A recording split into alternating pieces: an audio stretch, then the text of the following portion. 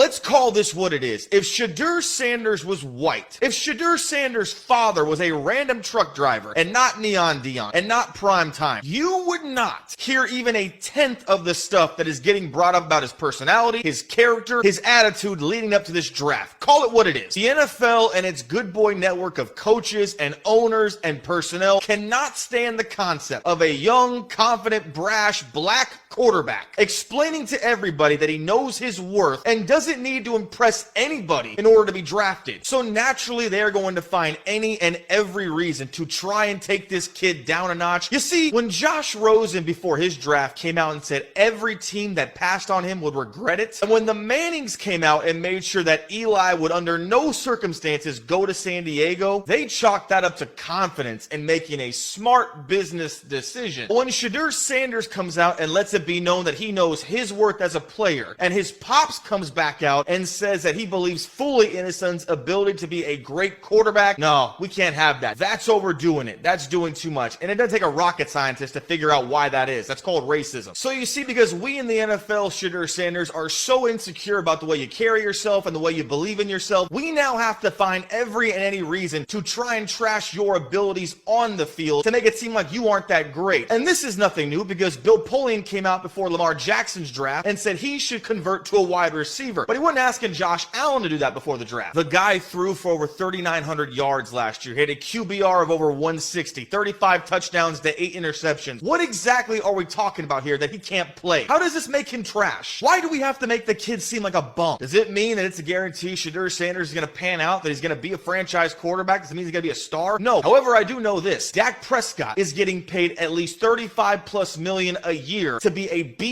quarterback at best. Shadeur Sanders has the ability to make every single throw on the football field that Dak Prescott has shown us the last 8+ years. That I do know. But the way this league has tried to and will continue to try to do leading up to this draft to knock this kid's talent, all because they don't like his personality, they don't like his demeanor, they don't like his father, is racist in every single way possible. Now, first, let's begin by looking at it like this. I remember when Bo Jackson told Hugh Culverhouse and any team that was on a losing team, don't pick me. Of course, everyone remembers Prime situation with the Giants, telling the Giants, you pick so low, I'm not going to take this test because it'll be a waste of time because I'm not going to be here when you get there. So one thing that can't get left out of this is, and I'm not saying that Shadeur doesn't have that level of talent, but you do actually have to have that level of talent to go with being a brash personality and showing that confidence, because the company, if you're that good, they're going to pick you anyway. Nevertheless, I do have to disagree with his take on racism, because everything is not racism. But what I do believe it is protectionism, because people want to protect what they finance. People want to protect what an environment that they've built and created to make sure that they are the only highest star power brand under their roof. And when you do show that level of confidence in yourself, sometimes it does intimidate people.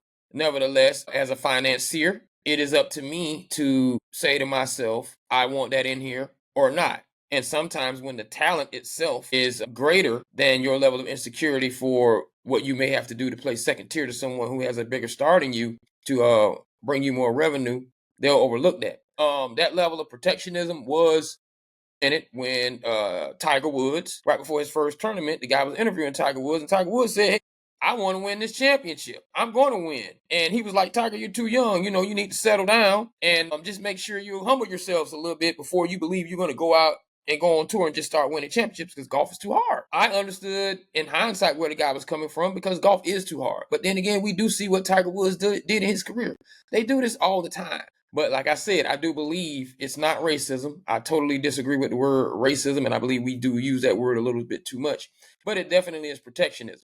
And it's the same protectionism that a lot of people have used when they see that level of confidence in black men every day. White men did start this. White women, in HR departments and talent management departments took this practice along. And that's why you have black men in corporate America who do interviews with pastel suits on, with their lips tooted up and their legs crossed, speaking like Michael Jackson in their interviews, in order to make them feel less intimidated, and they'll be in their offices. Black women use this on social media when they see black men who exude to high levels of confidence in their social media relationship groups. And when they exude a level of leadership and they have an example that tells women that they aren't what they say they are, they take that confidence and they try to turn that confidence against that same man and try to say he's being overconfident because he has a level of insecurity in him. So everyone uses this practice against black men when they see that level of high confidence and personality exuded in them. So don't just put this on racism and white male supremacy, because everyone does it to black males. Even black males can do it to black males to a certain degree. So just kind of understand that this is just sports cliche at its best. It's a level of corporate cliche at its best. And everything is not racism. But I will say again, it's protectionism. Shadeur Sanders, I wish you the best on your pro day, man. I know you're going to do well. We all know what's going on.